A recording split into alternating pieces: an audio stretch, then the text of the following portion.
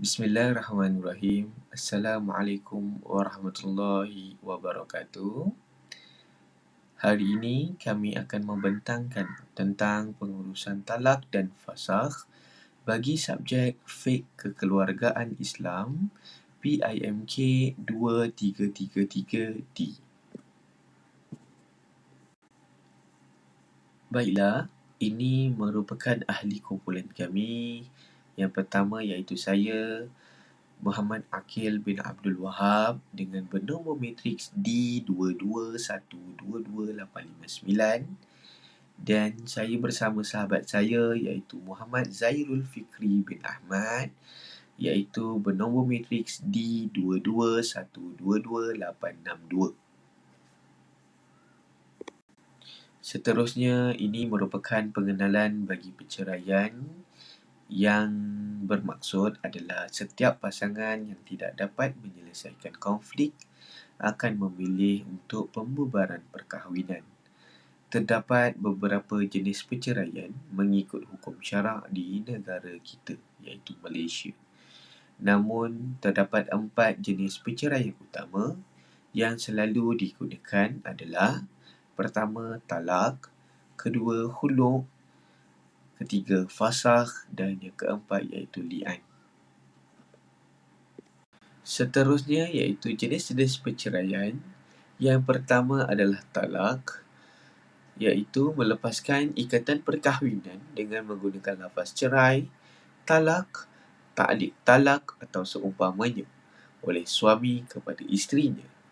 Kedua, khuluk, iaitu cerai yang dilafazkan oleh suami atas permohonan isteri dengan mendapatkan bayaran tertentu yang diberikan oleh isteri kepada suami dengan persetujuan bersama. Tiga, fasakh, iaitu pembubaran perkahwinan oleh mahkamah syariah disebabkan oleh sesuatu keadaan yang diharuskan oleh hukum syarak. Empat, li'an, iaitu pertuduhan zina oleh suami terhadap isterinya. Ini merupakan syarat-syarat perceraian yang berada di Malaysia. Yang pertama adalah perkahwinan itu haruslah didaftarkan di Malaysia dengan mengikut enactment Undang-Undang Keluarga Islam mengikut negeri masing-masing.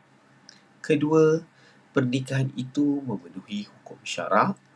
Dan yang ketiga, permohonan perceraian mesti difailkan di mana tempat suami atau isteri bermustatid. Sebagai contoh, sekiranya sepasang suami isteri tersebut ingin membuat permohonan perceraian di negeri tersebut, maka haruslah di negeri mana mereka bermustatid, di negeri mana mereka tinggal. Itu sebagai contoh. Okay, baik, seterusnya ialah prosedur perceraian. Okay, prosedur yang pertama. Okay, perlu membuat aduan di Jabatan Agama Islam di daerah dan nyatakan keinginan untuk bercerai. Sebagai contoh, jika seseorang itu mengenap di Johor, jadi dia perlu cari ataupun dia perlu terus pergi ke Jabatan Agama Islam yang terdapat dekat Johor Bahru. Dia perlu terus datang ke daerah dan nyatakan kenapa dia ingin bercerai. Okay. Kemudian prosedur yang kedua. Selepas aduan diterima, pegawai agama akan menasihatkan anda dan pasangan untuk mendapatkan kaunseling, dan pasangan perlu menghadiri maksimum 3 sesi kaunseling dalam tempoh selama 2 hingga 3 bulan. Jika pendamaian tidak dapat dicapai atau suami enggan hadir ke sesi kaunseling, pegawai agama akan membuat kesimpulan bahawa proses kaunseling tidak dapat diteruskan dan menasihati anda untuk memohon kepada mahkamah untuk bercerai. Seterusnya, pegawai agama akan memberikan anda surat rujukan untuk dibawa ke mahkamah syariah. Seterusnya ialah prosedur yang ketiga, iaitu bawa surat rujukan tersebut ke mahkamah syariah dan daftarkan permohonan perceraian di bawah mana-mana satu daripada pilihan perceraian yang ada. Okay, para isteri dinasihatkan untuk memohon fasakh untuk permohonan cerai. Pada masa yang sama, anda juga dinasihatkan supaya membuat permohonan untuk tuntutan nafkah dan hak penjagaan mana-mana anak. Okey, itu bagi prosedur yang ketiga. Seterusnya bagi prosedur yang keempat. Apabila permohonan perceraian didaftarkan di mahkamah, mahkamah akan mengeluarkan saman terhadap suami anda. Okey, apa yang suami itu perlu buat? Okey, suami perlu menghadiri mahkamah pada tarikh yang dinyatakan dalam surat saman itu. Kemudian yang kedua, mahkamah akan menyiasat permohonan dan perceraian dan persetujuan oleh kedua belah pihak untuk bercerai dan membenarkan perceraian. Okey, kemudian untuk perceraian melalui talak.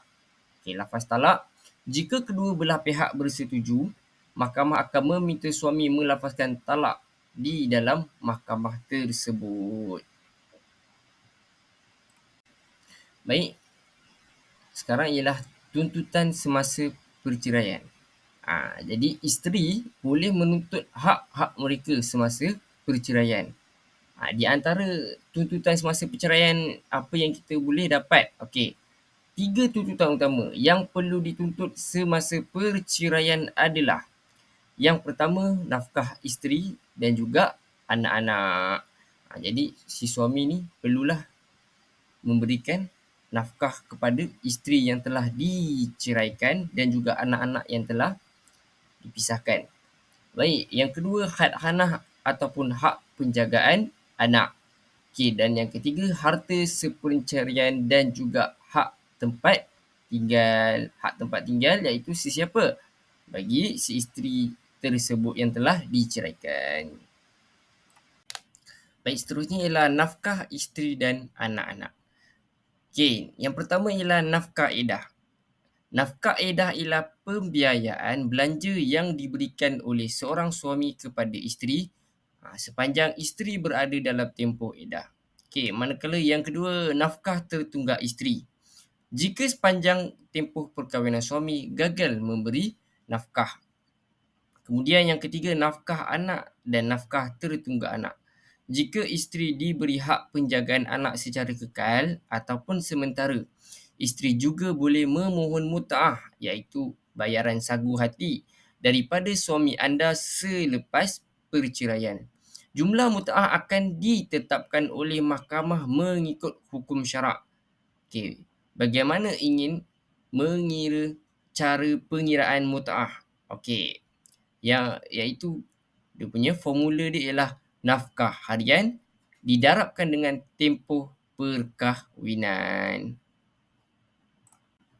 Had hanah atau hak penjagaan anak.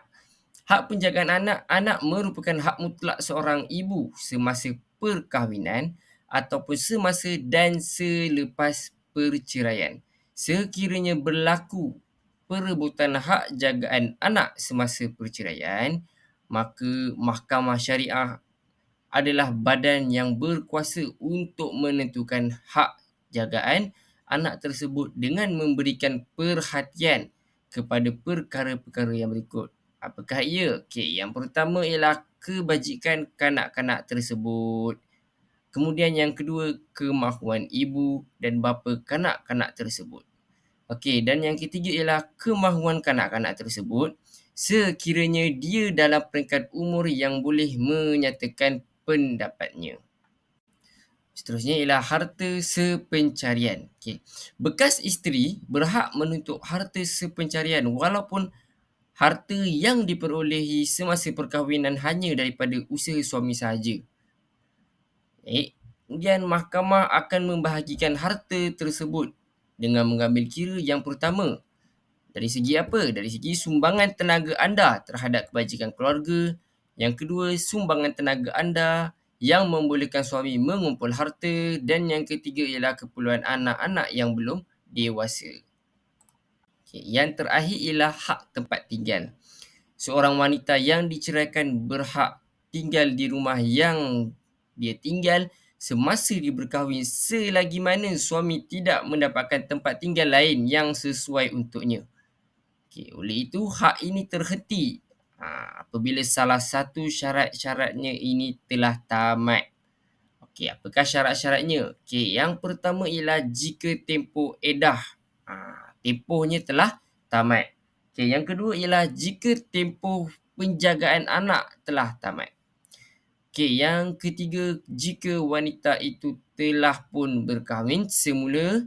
Dan yang keempat, jika wanita itu telah bersalah melakukan perbuatan yang memberahikan secara terbuka ataupun istilahnya disebut sebagai fahisyah. Okey, sekian daripada saya dan juga sahabat saya, Muhammad Aqil. Okey, Assalamualaikum. Terima kasih dan Assalamualaikum warahmatullahi wabarakatuh.